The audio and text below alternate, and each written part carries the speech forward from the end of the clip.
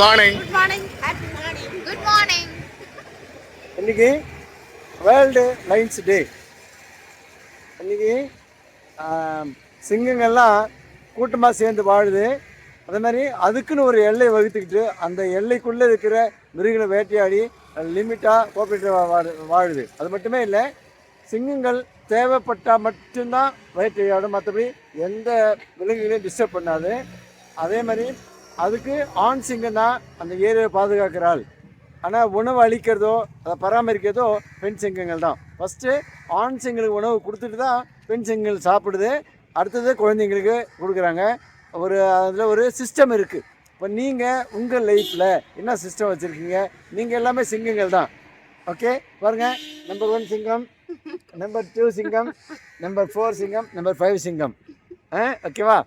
All the best, பாய். இப்போ நாங்கள் எல்லாமே அப்படியே ஜாக்கிங் போக போகிறோம்.